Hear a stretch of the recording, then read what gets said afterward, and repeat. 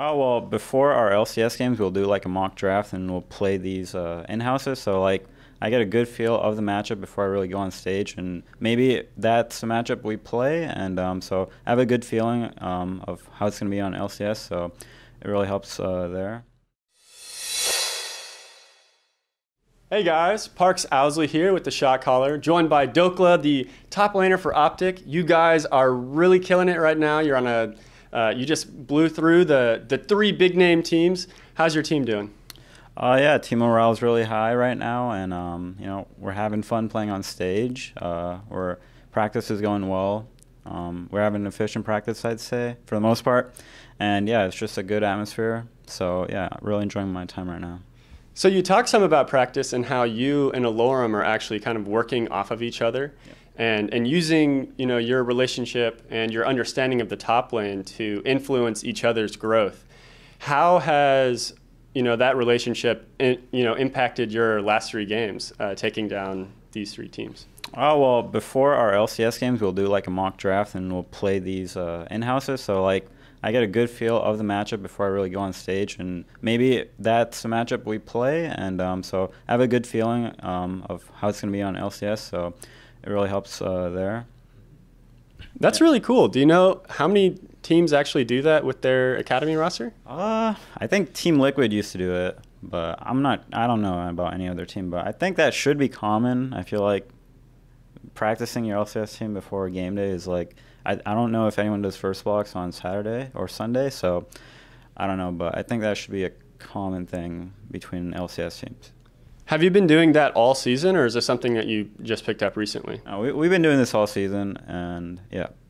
Because I was going to say, if this was like, last 2 weeks. This is how we win. This is how we're going to win worlds. No. It's the secret. I'll cut it out.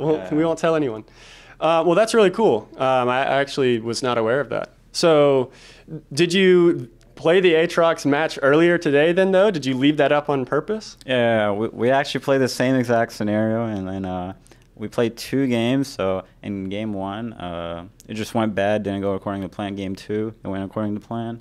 So like I figured out like what were my win conditions that I needed to know. So that practice is like really helpful. So I'm not like first timing on stage. Yeah, definitely went according to plan on stage.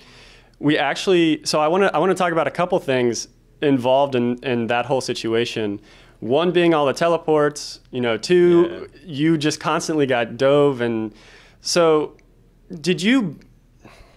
we just saw all the teleport nerfs. Yeah. And people were talking about, is it still good? Maybe it's better in competitive, but probably not in solo queue. Yeah. You guys have shown that it's still pretty good in competitive. What then led to the decision to have just everyone take this this spell, and how did you change your play style around that? Well, I think bot lane, it was a hard matchup for them, so they want to take TP, and then I think we're just going to keep taking TP until Riot nerfs it to like 8 minutes or something, and then no one wants to take it, and then they'll come back. But jokes aside, I think bot lane needed TP, and Spellbook, I think, is a common meta now on support, so he's going to have TP or whatever summer spell.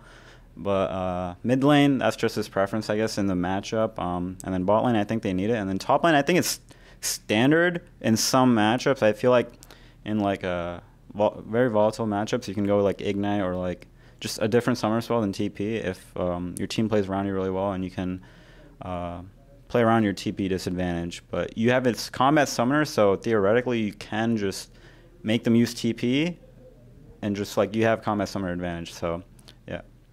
So let's say your bot lane didn't need TP, and Power of Evil didn't need TP. Yeah. Would you then have picked Fiora into the Aatrox purposefully and taken Teleport, or would you maybe take Ignite to cut down some of the healing? Well, I think I trolled the laning phase pretty bad. I shouldn't be that low in laning phase, but I would still take TP in that matchup. I feel like I'm in a split push scenario most of the game, so you need TP to cover the Baron if they ever do rush it, which they did, but I didn't TP. But like, it wasn't a good scenario, but I think it's like 80% mandatory on top lanes, and then yeah. All right. I would still take TP. Yeah. All right. Thanks. Yeah, that's interesting. Not nerfed enough apparently. Yeah. So you said you trolled. You got dove quite a few times, and you still ended up, obviously doing well. At the end of the game, you like 1v4'd and stayed alive.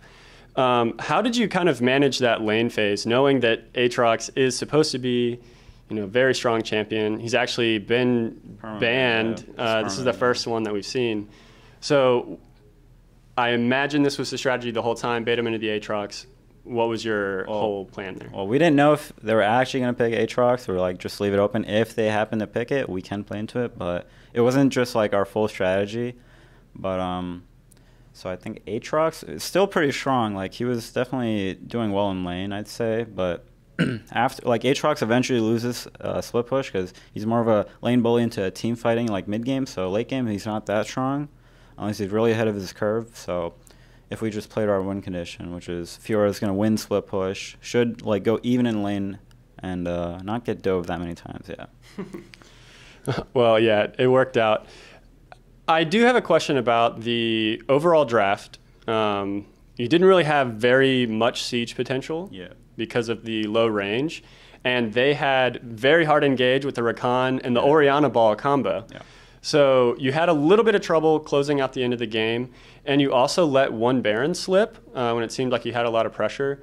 What was the, kind of the reason why you weren't able to secure that Baron? Well, it's basically just syncing waves. We just did a really bad job of like syncing when we all push together at the same time and when we all fall back together. So they have like small little windows, like 5-10 seconds, where they can just go on one side and they don't really lose anything on, like, let's say, like we were sieging mid.